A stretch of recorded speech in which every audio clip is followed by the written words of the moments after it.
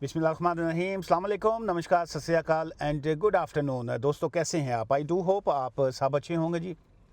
एक बड़ा एक अहम पॉइंट है जिसके ऊपर अक्सर लोग जो हैं वो सवाल भी करते हैं, बहुत से लोग पूछते भी हैं और हमारा एक एग्जिस्टिंग क्लाइंट भी हैं जी, उनकी भी आज एक दो मरतबा मैसेज भी आए, तो इसलिए मैंने सोचा कि मैं स्पेशली उनको जो इतना टाइम लगा के समझाऊंगा इस पॉइंट को, तो मैं क्यों ना इस पॉइंट के ऊपर मैं वीडियो ही कर दूं। जितना टाइम उन्होंने मेरा फ़ोन पे लेना है मैं वो इस वीडियो में, ताकि और बहुत से लोगों की मदद भी हो जाएगी और शायद उनको भी बात की समझ आ जाए कि क्या है। सवाल है उनका कि पेंडिंग जिन लोगों की ईयू सेटलमेंट की एप्लीकेशन होती है, कि जी के is it possible, can I travel to outside the country, can I go to on a holiday to visit back home जो है, दैट विल बी ओके और नॉट जो है। टेक्निकली ये सवाल है।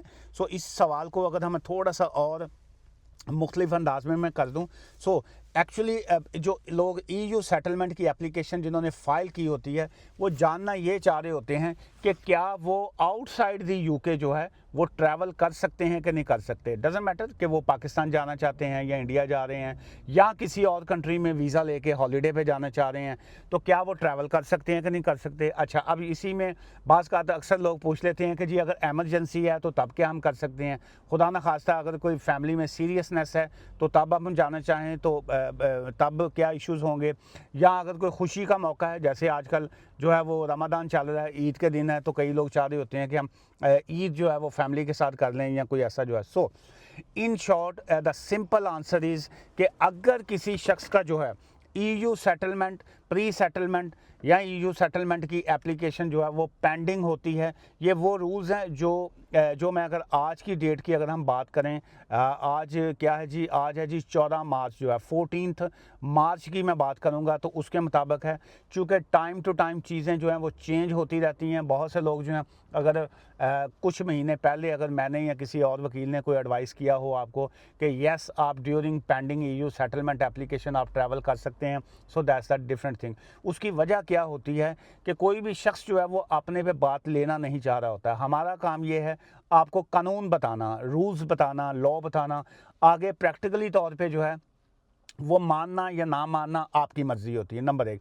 अब रूल्स क्या कहते हैं, इमिग्रेशन रूल्स ये कहते हैं कि if you enter the UK for any amount of time जो है ड्यूरिंग 5 years जो है, you will be then able to spend a 5 और ये जो मतलब बाकी उसकी खैर डिटेल्स आ जाती हैं।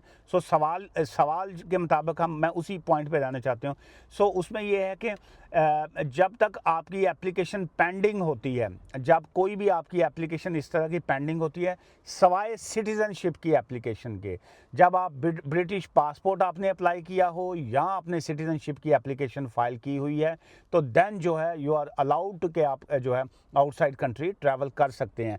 जब आपने प्री सेटलमेंट की एप्लीकेशन फ़ाइल की होती है और उस वक्त रूल्स ये कहते हैं कि आपको जो है until your they decide your application जो है आपको ट्रैवल नहीं करना चाहिए। You need to wait for के फ़ैसला, जब तक आपका फ़ैसला केस का नहीं आता आपको ट्रैवल नहीं करना चाहिए। अब प्रैक्टिकली क्या है कि बहुत से लोग जो हैं वो ट्रैवल करते हैं, बाज़ कार वापसी पे आते हुए इमिग्रेशन अथॉरिटीज़ जो हैं वो आपसे पूछगिछ नहीं करती। लोग पूछते हैं कि जी हम ट्रैवल पे गए, हॉलीडे पे गए थे, वापस आ रहे हैं, बाज़ कार प्रॉब्लम नहीं बनता। बाज़ कार कई लोगों की वाइफ साथ नहीं होती, फैमिली के इश्यूज़ होते हैं, कई लोगों ने रिटेन्ड राइट का केस डाला होता है, कई लोगों ने डोमेस्टिक वायलेंस की बेस पे ईयू सेटलमेंट डाली होती है, कई लोगों ने अपनी ही इंडिपेंडेंट ईयू सेटलमेंट डाली होती है, लेकिन जो उनका स्पॉन्सर होता है बाज़ का उनके साथ नहीं होता या साथ होता है। हर केस में जो है एक डिफरेंट सिनेरियो होता है। और उसमें अगर कोई शख्स कहे कि मेरी भी ईयू सेटलमेंट की एप्लीकेशन थी, मैं भी ट्रैवल किया, मैं तो बड़े आराम से वापस आ गया,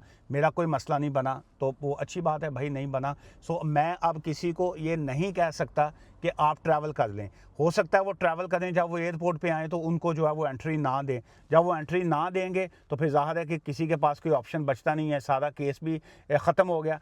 कानूनी तौर पे लॉ ये कहता है कि जब आपने कोई एप्लीकेशन फ़ाइल की होती है और जब आप कंट्री लीव करते हैं तो ऑटोमेटिकली आपकी एप्लीकेशन जो है उसको विड्रॉ कंसिडर किया जाता है। ये होता है कि जी आपने अपनी एप्लीकेशन को विड्रॉ कर लिया है। इस वजह से मैं ये समझता हूँ कि लीगल अच्छी एक ओपिनियन जो है वो ये है कि जब तक केस डिसाइड ना हो उस वक्त तक ट्रैवल नहीं करना चाहिए। लेकिन बाज़ का जो है वो लोग सुनते हैं, बाज़ का नहीं सुनते हैं, क्योंकि क्रिटिसिज्म और नेगेटिविटी तो होती है। मतलब एक मरतबा मैंने इसी तरह की एक एडवाइस जो थी ये इंफॉर्मेशन शेयर की, तो वहाँ पे 2-3 लोगों के नीचे मैसेज थे, सानू तो कुछ नहीं होया, असी तो ट्रैवल करके आ गए हैं जी, सानते नहीं पूछा। सो नहीं, ठीक है जी, अच्छी बात है, नहीं पूछा। अब वो 2-3 और भी उसमें नीचे और लोगों के भी कमेंट्स थे कि जी हम तो वापस आए, एयरपोर्ट पे उन्होंने स्टॉप कर लिया, उन्होंने कहा अपनी मिसी से बात करवाओ, हम मिसी से बात करवा नहीं सके।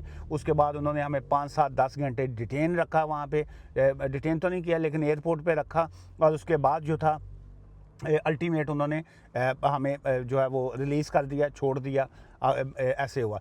1-2 के और भी कमेंट्स थे, और ये प्रैक्टिकल भी ऐसे ही होता है। 1-2 के और कमेंट्स थे कि जी कि वो मैं आया और जब मेसी से बात नहीं हुई, फ़ोन स्विच था, ज़ाहिर है वो थी नहीं उनकी मोहतरमा, तो वो उसके बाद उन्होंने उसको कहा कि नहीं हम तुम्हें एंट्री नहीं देंगे। अल्टीमेट उनको असाइलम क्लेम करना पड़ा एयरपोर्ट के ऊपर, और वो असाइलम की बेस के ऊपर फिर उनको एंट्री मिल गई। सो प्रैक्टिकली ये है कि लॉ ये कहता है कि जब तक केस पेंडिंग है ट्रैवल नहीं करना चाहिए। आई डू होप आपको इस पॉइंट की जो है वो क्लैरिटी मैंने दी होगी।